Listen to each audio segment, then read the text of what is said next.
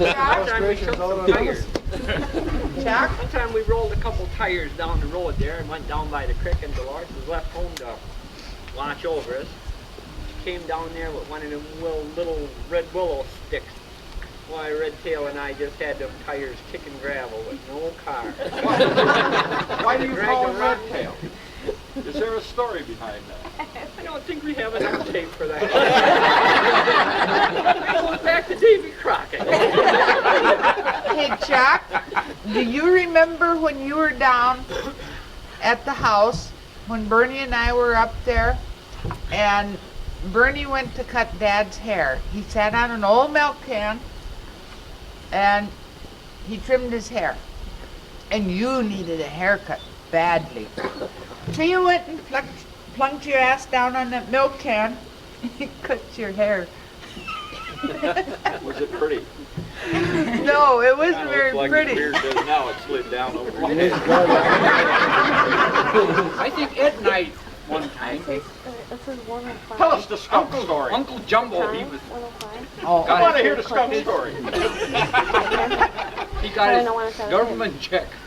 And he went to town, he got drunk. No. He forgot to get a haircut. So he came home, and Ed and I were just little, 7, 8 years old or something. And he talked us in to give him a haircut. Well, he was pretty big, and we were pretty small. So we gave him a haircut, but we couldn't find any scissors. And we looked all over. The only scissors we could get were the scissors, they were zigzag. And we gave him a haircut with that. And we set him down on a chair, and Ed was cutting, and I was trying to get him to hold still. Well, he's bobbling around. God. We gave him that haircut. He wore a stocking hat for 3 months. He ate to dinner, didn't matter where he went. He wore it to bed.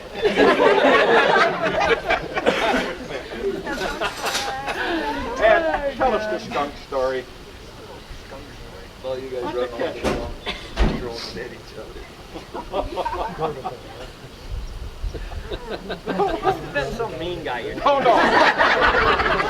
I'll tell you the story because the Keshens are gone. For those of you who don't know, the Keshens lived on a hill above us. Oh, but We were in the wait a minute. Ponderosa, they were on the high chapel. Wait a minute. You can shut the camera off. This is all just bullshit. No. Story. Anyway, it seems that Ed and Chuck were out with the 2 Keshen boys hunting. And neither one had gained prowess as a great hunter at this time. So they couldn't find nothing to shoot but a damned old skunk. So Chuck shot it. And he only wounded it. And he shot it again. And he only wounded it. So he finally shot it and killed it. Well, the Keshen boys started making fun of him because it took him 3 shots to kill a damn skunk. So Chuck said, well, if you think that's funny, here, he picked up the skunk by the tail, threw it at him, hit him right in the chest. That was funny. Well, if you can hit me, I can you. So they threw it back and forth. The Bartens and the Keshens had a big skunk fight. So they got home, and Ma said, that's it, you 2 boys sleep in the barn until the smell is gone. And about this time, up on the high chaparral, they hear, Ma, don't hit me again. I'll never do it again. True story. I wish Frank was here. He could Yeah, tell he'd the like story. that. He could tell the story pretty good there. Our farmers joined there, and we were either up there or they were by us all the time. And Chuck and I go down by the corner because Frank is doing some brushing there. One of our really fun things to do as kids, we climb up these sapling trees, and when you get way up there, you kind of lean over the edge and ride them down to the ground. And so we're doing that and just horse playing around, you know. So Chucky's, I bet I can ride this big one now. So he goes up there, and the thing just about gets to the ground. Jesus Christ, this thing won't come to the ground. Here, let me help. And I grab an axe. I dropped Chuck right on a little stubble there. Frank, geez, you should have seen that. He said, Chuck just hit the ground, it dropped, and the axe was gone. There was Chuck right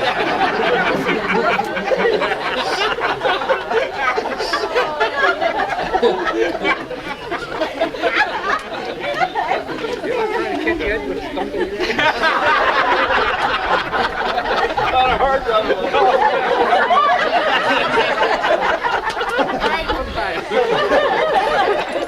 You see now all this talk about keeping all this stuff going, okay? This is all part of it. When the Indians get together, they teach all their offspring and whatever. They tell stories, okay? These are our stories. You'd be surprised what a movie this would make, because nobody would believe it. My grandson doesn't believe it. That's why they're not there yet. Come on, Ola, we haven't heard from Caboose Come on, yet. Ola, you should have a good one. Come on. One of the memories that I can always think of in that is whenever anything happened at home and something gone wrong, our dear dad's famous words were, "Them goddamn Indians!" Every time anything went wrong. And one time it really shocked me. His mom, she just normally just stood back and didn't say anything. Well, apparently she had a little rough day or something like that, because he was looking for something he couldn't find it. Come out with his favorite saying, "Them goddamn Indians!" And Ma just looked at him, she says, "Yeah, and what are those windmill bastards good for?" Worst thing ever, I'm shot.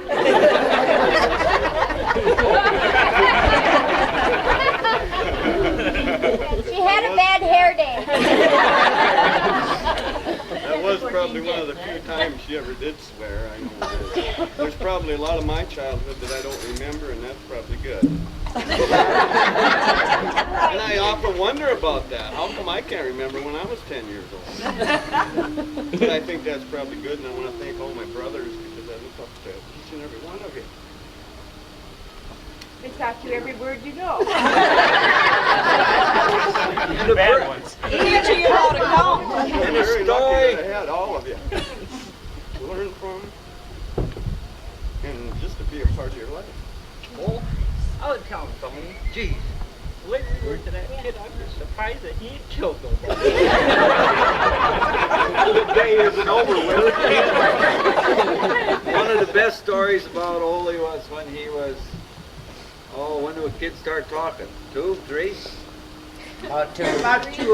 About 2. So I had about a year, Ole was. Mom's got about a pew and a half full in the Catholic Church. Good story. And old Joe Jazz used to be one of the collectors with the basket with the long handle, moving down the aisle, down the pew, get your money, right? Old Joe Jazz come out to the house a few times, he knew us. He knew him.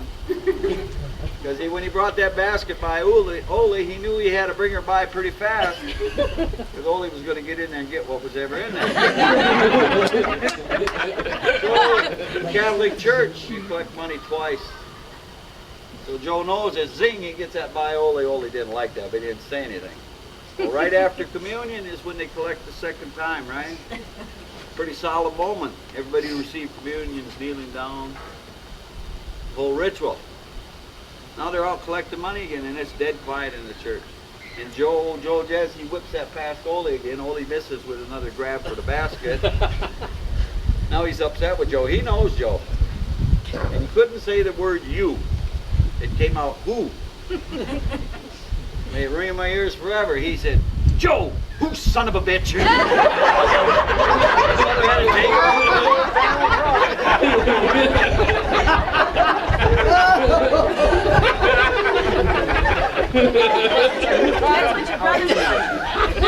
Don't look at me. When Ole was that age, these two guys were in high school. And they took him to school, and it was a field day. He was Somebody'd pick on one of them. he was like having a mascot, but he was our brother. And, he was our mascot. So you could do just about anything. Stick him on to anybody. He'd walk over and pick the girl's dress up, and they'd think it was cute, and we were down there peeking. God, he was just really nice. I feel bad about some of the things we did to him. For a long, kind of bad, yeah. Or at least things like when he was out nice enough to come out in the barn and help us, and he'd say, "Oh, I gotta go to the house, I got a poopy." So we'd tie him to a post until he shit his pants.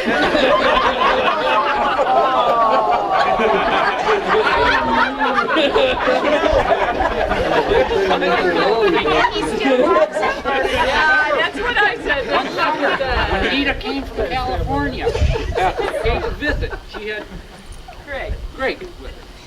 And old was in a diaper. Maybe pull that cow's tail and tie And it in the spring, when Anita was there, it was the first time the cow's been out in the green grass. And they had the ships. And we'd have all hold cow's tail. Well, that one cow Wasn't my idea. prancing around, and Ed went boom, hit the cow in the belly, and she shit all the way down. Old hair, diaper, everything.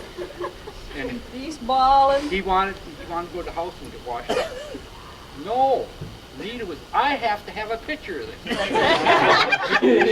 She's got She a went, picture. got her camera, going to go take a picture, and no film in the camera. So she made him stand there, and he was standing by the barn. He got the picture. I'll bring it next time.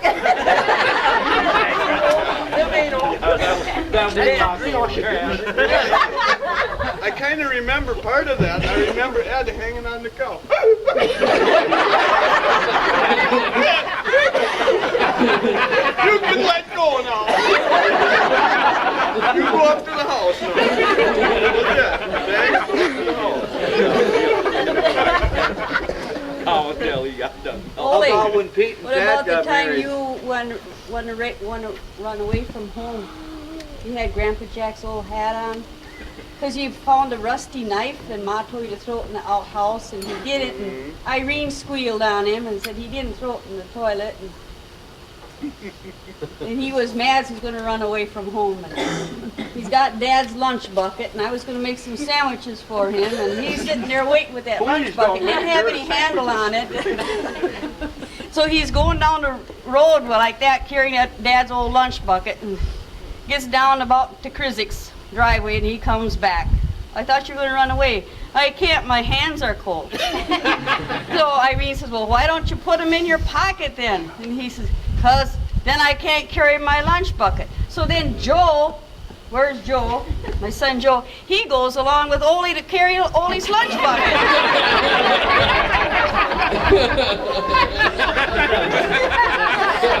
And then at Brother Pete's wedding, when Ed and Jer were the flower girl and ring bearer, Ed was the flower girl. and they were just little tykes. They were just little tykes. And Jer had an accident.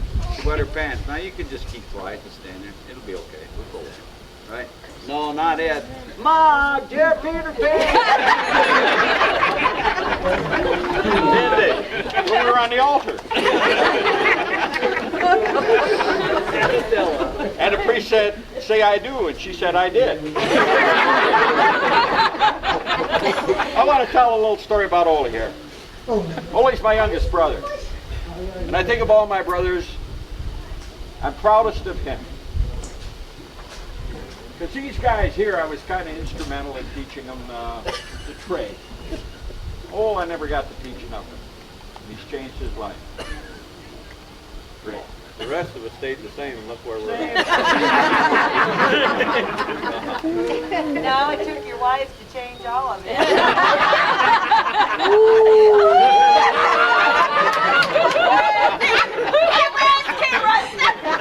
Anybody else got something? I think they should have all the wives get out there.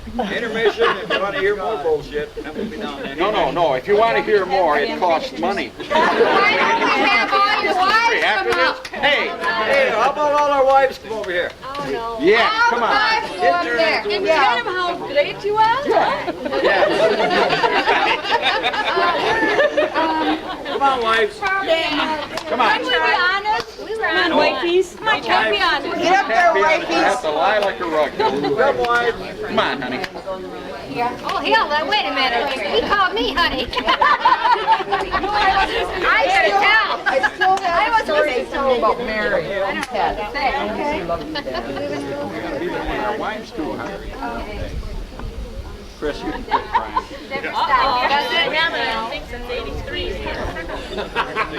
I'm going to tell them. Nita, what are you doing there? Look at Got us. a husband. I'm a sister. No, the husband's. The husband's too, you know, like the sister. Don't you want our brothers and sisters? Or just husband and wife? That'll be another one. That'll be another one.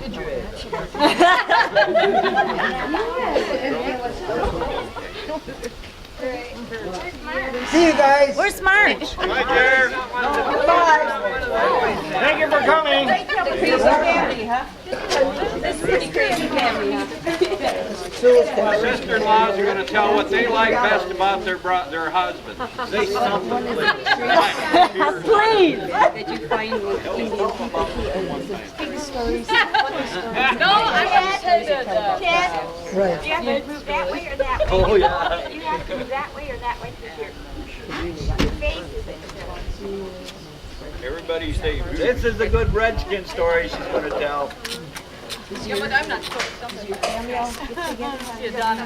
You're having them next year and you're having them next year.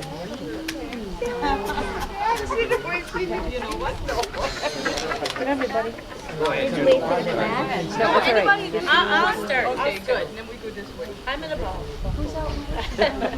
I was 17 when I came into this family. Don't bow, Chris. Don't bow. I'm good, I've been And remember The first family reunion only brought me two. We pulled into the yard of the no, farm. I didn't. Pulled into the yard of the farm and there was a coffin. And I said to Ole, what is it? And he said, that's what we grill in. I've never been out of Burgess, Minnesota in my life. 300 people in the town. There was 300 people at that reunion. And I didn't know what to expect.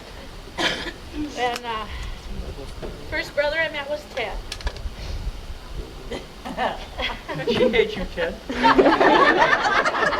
I had on a real pretty dress because I wanted to make a good impression. And Ted walked up to me with a plate of barbecue ribs. And he says, you like barbecue ribs? And I said, I sure do. And he pulled open the front of my dress and he dropped that plate of barbecue ribs down.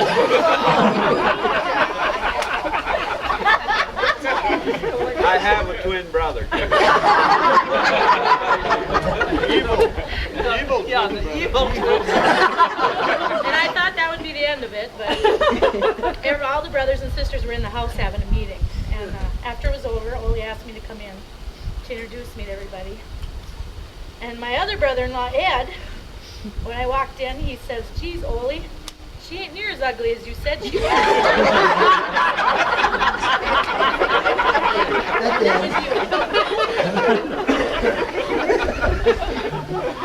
And I don't know why, but for some reason I stayed anyway.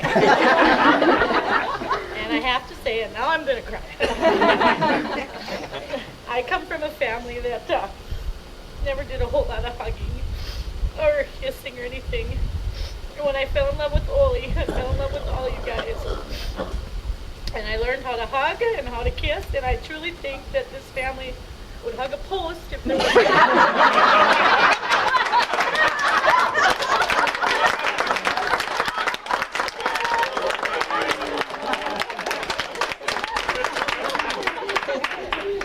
And my Ole has come a long way. You bet. Yeah. And we're all proud of him. And most of all, you, Chris.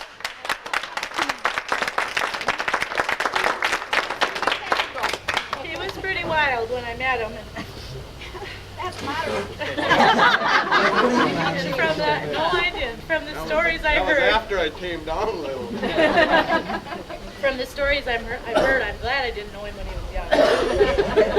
But he's come a long way. He's quit drinking, and with only a couple slips in 3 years, I'm real proud of him. And I've got the two best daughters in the whole world, my Todd and Jessie. And I'm real happy to be a Barten.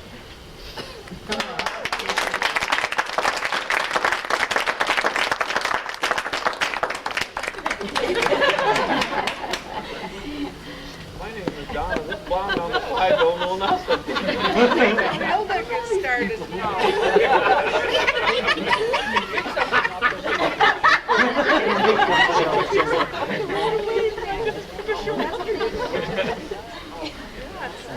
You gotta know Before we go something. too much farther, notice how these blondes stick together?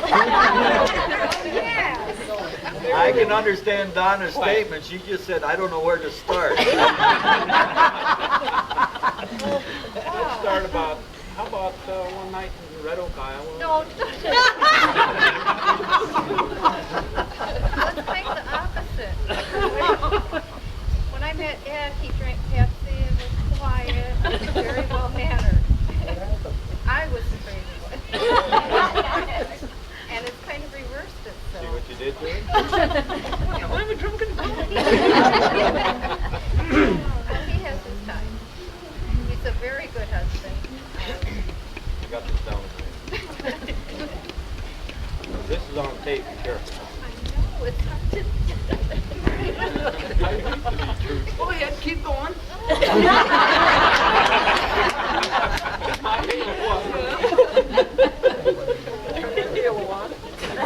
Gosh, there are so many times in 21 years that have been good. Yeah, there's one time, I gotta tell you. One time that he slipped up real bad. No, one time? He went to a bar where my parents had the bar, got drunk. Well, no, this. All my brothers look up.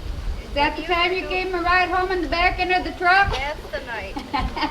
I was going to make him suffer big time. He passed out on the pool table, and Dick, Kurt's first husband, and somebody else I don't remember, put him in the back of our truck. I took the long way home, which was about 14, 15 miles, over railroad tracks, and it was cold. 100 miles an hour. Yeah. I left him in the back of the truck overnight. Nice husband. But he used to do silly things like that. He hasn't done that for so long. Last night he got a little bit close, but he's a good husband, good family, and I'm very proud of him. So are we.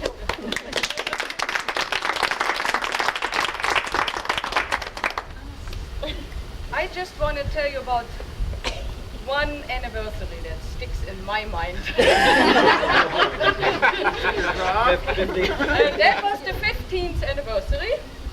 Usually husbands give their wives, they take them out for dinner and give them diamonds and I don't know what. Somebody's lying to you. Wrong family. Not Ray Barten, not at my 15th. I was sitting in the kitchen and I never thought that would happen, but I had a big bucket of smelt that I was cleaning, cutting off their heads with a scissor, and he was sitting in the living room with some company and having a good time and drink to our, and he drank to our anniversary. While I was sitting there and I had to clean the smelt. And then, that reminded me of before, I said I never clean fish. Oh, and then I told him, I guess that's what you get for marrying a goddamn Indian.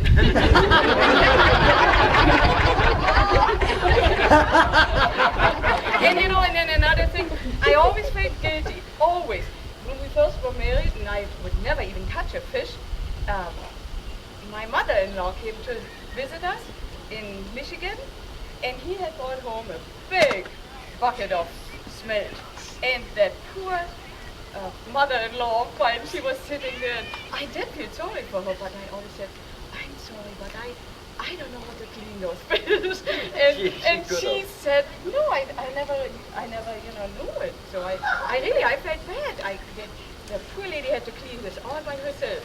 And I have always felt guilty. And now I wish I would have known it, because then I would have had to, But it took me 15 years. That always... It's quite expensive to me.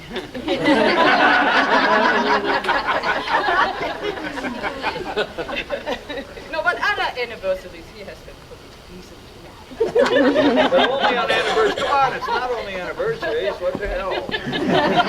He has to get these special gifts on anniversary. Oh, maybe you should. I'm still waiting for rings and pearls and things like that. I haven't gotten any. Maybe she could tell you about her making her mother-in-law's world famous bacon powder biscuits. I think a lot of us know how they tasted, right? Good. My wife has tried that, and perhaps she could tell us. Or Brother Pete could tell it too. Yeah, I'll tell that quick because I love to Come bake. along.